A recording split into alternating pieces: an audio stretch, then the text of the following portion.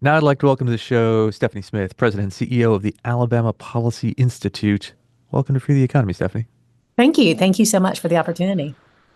Now, here on the show, we're always interested in talking to leaders in politics and public policy and asking them, among other things, details about policy, about how they got where they are and what their sort of career trajectory was. So, if you wouldn't mind, could you just give us a kind of a quick hop, skip, and a jump through how you ended up in the bold leadership capacity where you are now? Yeah, I come from more of a political background than a policy background specifically. Always interested in politics, but never wanted to run for anything. I'm a behind the scenes girl, and so always wanting to understand the why behind the what. And so it's one of those things that I started out being a corporate lobbyist. I actually worked my way through undergrad as a paralegal and was hired by Regions Financial Corporation to be in their legal department. Well, the legal department also happened to house governmental affairs. I got my master's degree at night while I was working for them and ended up lobbying in 9 states and in DC in my early 20s, but really focused on the state of Alabama. And so served in a couple of different roles in government, out of government, influencing government. I was the deputy director of finance for the state of Alabama for a few years for a conservative governor. So I got to know my entire job was to develop and then shepherd the budgets through the legislative process. And so understanding state policy from that perspective, that just kind of gives you a different perspective than a lot of people who haven't been kind of from the inside out.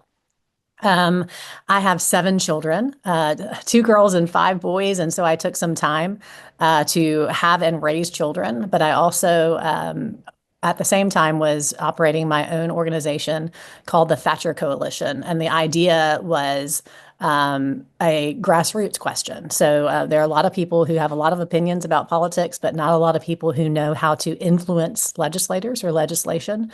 And so I created the Thatcher Coalition to do that and was hired by API, which is a 36-year-old organization, very well respected in the state of Alabama. But I was hired by API as a contractor when I was doing the Thatcher Coalition.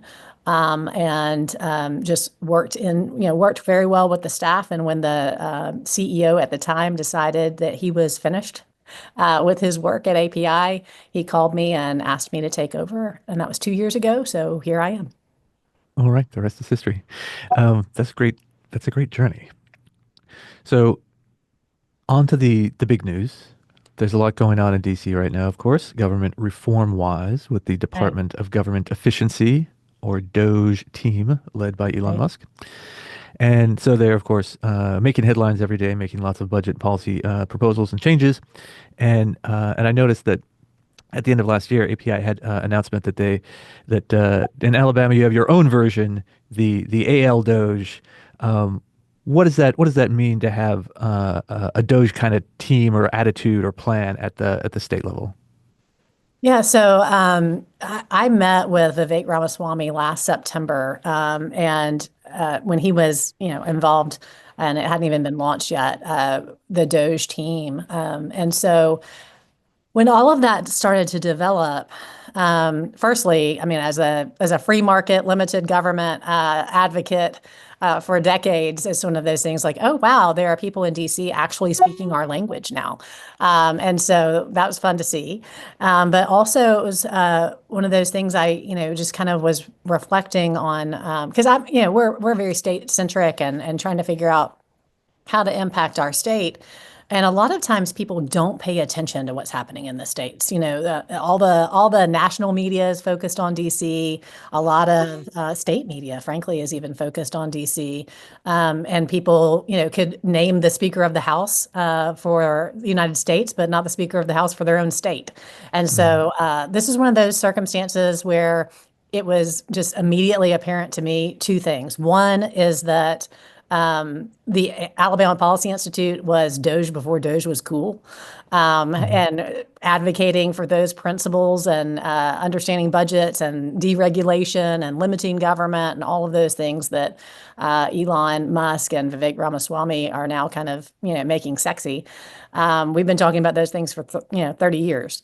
And then the second thing was that this was a chance to catch some lightning in a bottle, because people are talking about things, like should we cut departments? Where, what's the level of bureaucracy that we need to have a functioning government? And the questions that we've been trying to answer for a long time. And so we're trying to catch that lightning in a bottle a little bit. And as people are thinking about it on the national level, bringing that to the state level as well. There's already, of course, we're not that far into the current administration's term, but there's already been a lot of criticism and lawsuits filed back and forth about some of the tactics that the DOGE team has been taking in D.C. And there are legitimate disagreements that far precede this administration about what the exact limits of a president's authority is, and in Mhm. budgets and spending and things like that that have been debated for decades. So those are obviously coming back to the fore again. But there's obviously some trade-off between being very aggressive and moving very fast, or as they say in the tech world, move fast and break things, and wanting to do things sort of slowly and methodically and very carefully. And so I wonder how, things aren't going that fast at the state level in Alabama as they are in DC, I'm sure. Right. But how do you think through that strategically? Yeah. Um, do you want to move as fast as possible to get as much done? And is the advice that people should maybe slow down and be more methodical? Is that just kind of an excuse for having low expectations when it comes to cutting things? Yeah, yeah, I think it probably would depend on the state. Somebody asked me, an external organization asked me about our process and what we're trying to do.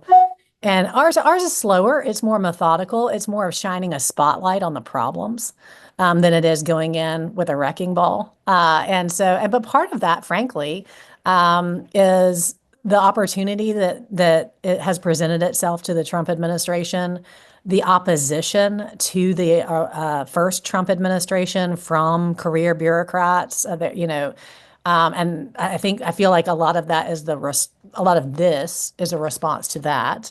Um, and there's not that dynamic. The hostile environment kind of dynamic is not as prevalent on the state level, or at least in the state of Alabama. And I think that there are a couple of different components that they have, that we're either developing or need to have in order to move a little quicker. And one of those is the use of AI. That's something that we're trying to develop, with our DOGE program. The other is attention and interaction with the public. And that was one of the things that I really wanted to do when we launched our DOGE program, was make sure that we were bringing in members of the public and frankly seen as an outside source. So there are several states that are working on DOGE programs kind of from the inside out instead of the outside in. I think it's more effective to be from the outside in. It's pretty difficult for people who the voters see as part of the problem to fix themselves. Hmm. And usually it doesn't happen, frankly. Yeah. So I think that that's part of why we wanted to do it as an external group.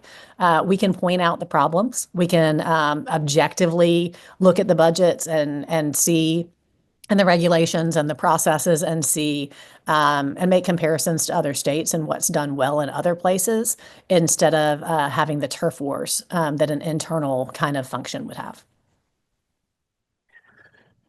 So here in DC, we recently had a reception on Capitol Hill, and we launched our policy agenda for Mhm. Congress, current Congress, 119th, and so it was very very nice. And we had Rand Paul, the senator from Kentucky, as our guest. It was very nice of him to be with us.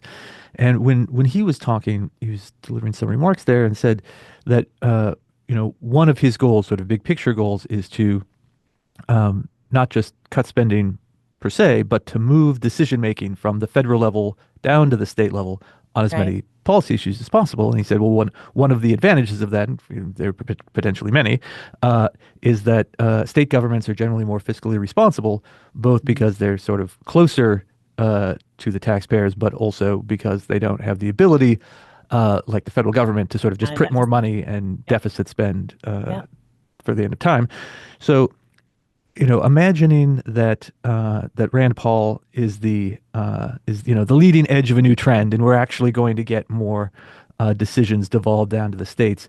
What areas of policymaking that are currently based in DC or more influenced by DC decisions would you want to see devolved down to, say, Montgomery? Yeah, and so that's an interesting question because a lot of people who aren't involved in statewide policy um, are huge advocates for this, kind of disbursement. I'm an advocate for the disbursement of it too, for the reasons that Rand Paul is. I'm a huge fan of his and have been for years. Um, but it's also one of those things that, because of my role, what I think of is okay, number one on everybody's list, mine too, is the Department of Education. I don't even think that that's a federal function. So that's an easy one because I just don't even think that it should exist. But then the next question for people like me who run state policy think tanks is, okay, what does our state board of education look like? What is the leadership of what is the superintendent of schools? What are his leanings? How would he be spending that money? And would it be better? Would it be worse? Because we have our own swamps in each state. And so, and again, that's different in every state. But my concern, one, obviously supportive of the complete abolishment of the federal Department of Education. But then once it gets here, is it spent wisely? It's definitely more accountable to the people, but that then puts the onus on us as state leaders to make sure that the state is using that money wisely as well.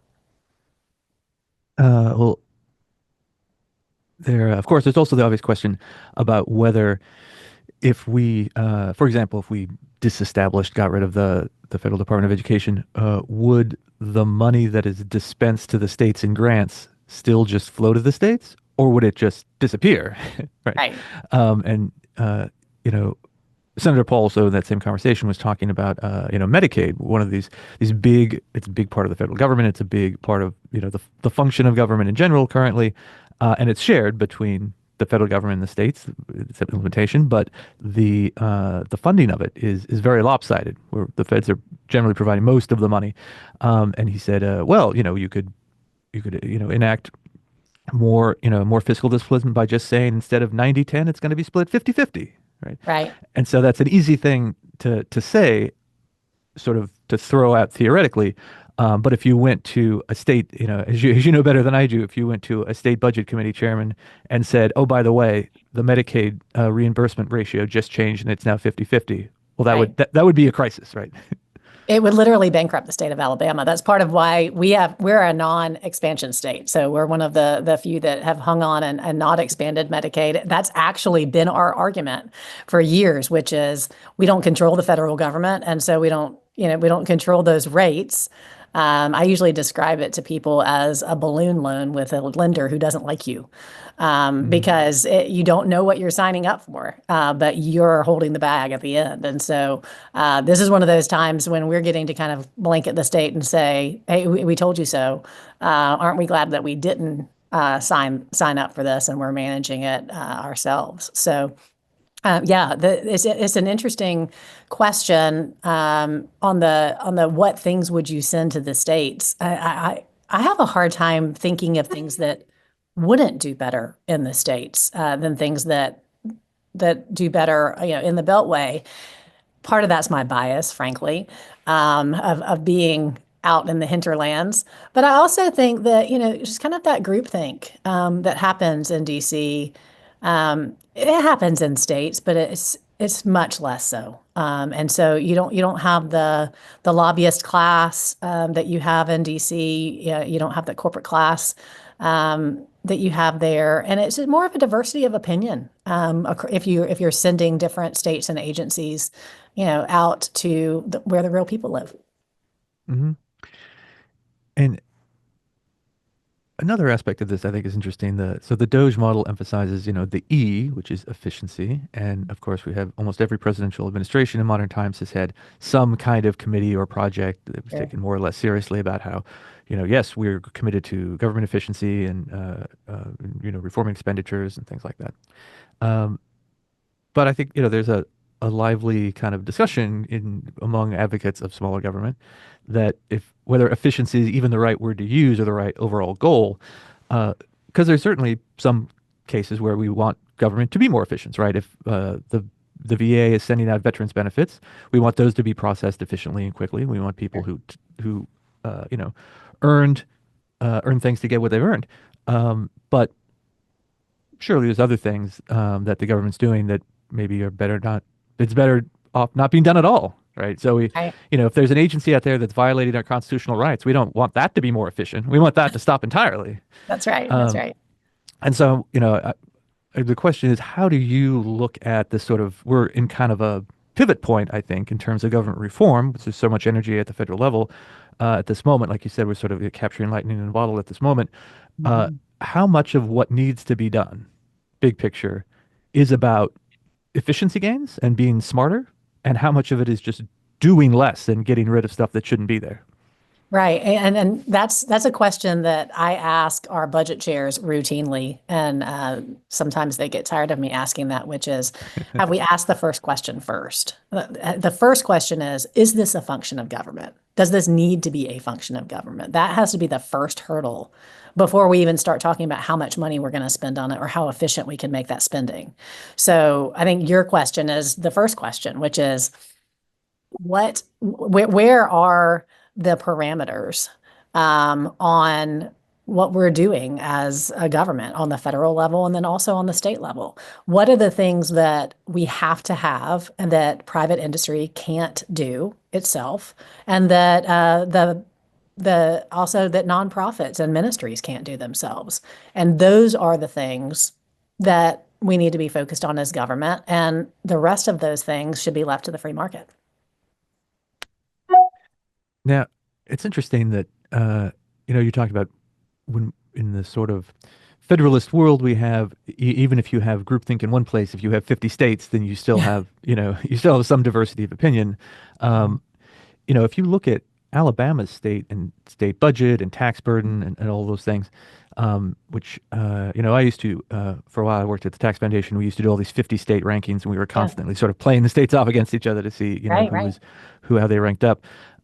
If you look at Alabama, there a lot of those burdens are pretty light compared to some of the, especially the big blue states like California, Sure. Illinois, New York, the places that are, among other things, losing population right now. So obviously, being on the ground in Alabama, you're sort of comparing everything that happens to sort of other stuff that's happened in that same state. But if you sort of zoom back, a small government person who lives in California might say, "Oh, well, you guys are in paradise. You've won all That's the right. fights already compared to them." So, how close do you feel you are to where you want to be in the state? Would you say like, "Oh, well, we just need to accomplish these three things. If the legislature passes these three big bills, then we can just pack up and we'll be done, and we can, we can go off into the countryside." Or are there just always going to be more heavy lifts for you? Yeah, and it's interesting, being a CEO of a SPN network group, you compare notes with the other CEOs pretty, on an ongoing basis.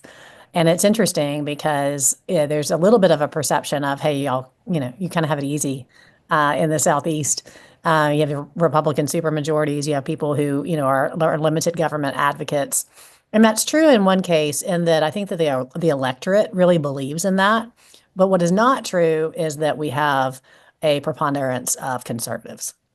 We have a lot of people with R's by their names who don't ascribe to free market or limited government principles. And we also have, a situation to where, through excess, I would say, government has grown which sounds backwards, and it is backwards. When we're living in prosperous times, government should actually contract, not grow. Hmm. But it has grown. And so we're living in a Republican supermajority state in the state of Alabama, whose education spending has increased by 86% in the last decade. But yet we're still lingering on the lower end of the outcomes list. And so the question becomes, what does increased spending and increased government get you? A lot of times it just gets you bigger government and not really positive outcomes. So we develop an agenda every year, and we have 30 items on it every single year. Some of those are offense, some of those are defense. But we think that there's plenty to be done in the state of Alabama from a taxation standpoint as well, because even our surrounding states are starting to leapfrog us, especially on corporate income tax and individual income tax. There are several states that are marching towards zero, and we haven't even started the march. Right. So there's some areas where there's catch up to be made or progress you'd like to go towards. Uh, but I wonder what are the what are the wins? What are the successes? So if you had say you're at one of those meetings of our friends at the State Policy Network, and you've got the people from all the other states sitting around in the same room, Yeah. and they say, Stephanie, what are the top lessons you all have learned in Alabama for fiscal policy reform? Give us your hits. Yeah, I mean, like I said, I think that we are able in a red state and in a government and in an environment where people limited government is the norm. It's the default mode of what we want. There is that ease. But what we have learned is that higher taxes don't equal better outcomes. And frankly, I mean, I would make the argument, we linger, in that bottom frame of taxation. A lot of people equate that to the bottom frame or the bottom third of education outcomes, and that's just not the truth. And there are reasons that demographic and otherwise that there are reasons that educational outcomes are not there for the state of Alabama. One of those is that we have a very strong teachers union that directs the money out of the classroom and into people's pockets for pensions. And so, getting into the weeds on where money is actually going and then tying that to accountability and outcomes is what we try to do. And so, if I was asked that question, I would say, we always try to err on the side of freedom. That's one of the reasons why we, spent a preponderance of our time in the last several years passing a universal school choice bill because though we don't want to decimate public schools, we do see that that's not an option for everybody, and that parents should have the ability to do something different and outside of the governmental system. And I would apply that same logic to a lot of different subjects. Well, yeah, there's something you said that I think is really fascinating that sort of gets kind of forgotten about, which is that in prosperous times, government should probably shrink if the general idea for why do we need certainly a lot of like social welfare spending and things Right. is that the classic kind of New Deal argument, the Great Depression argument, right, is that Right. times are bad, often times are bad for everyone, and so the government is that one force that can like come in and spread some help around, but that it needs to then shrink and go back to normal, right? Mhm. When employment is high again and Right. not as much is needed. But that sort of never seems to be the case. There seems to be kind of a one-way ratchet where there's some crisis or excuse for government to become bigger, but even Mhm. when the crisis goes away, it doesn't retreat at all. And in the case of public schools, I feel like there's like not exactly the same thing in terms of crisis, but a similar thing in terms of a sort of one-way ratchet effect where if you have a school system that is underperforming, Mhm. uh, what a teachers union representative will say is, well, we need more money, right? Exactly. We need more money for better outcomes. You can't expect to get blood from a stone. You got to fund us. So uh, these poor results that you see are the result of not enough money. Mhm. But then if imagine magically things do get better, then they will say, "We're doing so well, you should give us more funding That worked. to So give us more money. increase." Right, right, right. The money worked, therefore Uh-huh. more money will work better. And so Right. there's a sort of circular logic Mhm. to, uh, I mean, probably most of these government functions, but especially I think schools is more often the case where it gets discussed about like per pupil funding level and things like that. And Right. so is there is there a strategy for sort of, uh, disintermediating that sort of like endless cycle and say, no, no, no, the answer is not always more money. We need some like statistics, we need some data, we need some get Mhm. benchmarks or goals or whatever. And then that can be our guide to what we spend more or less money on.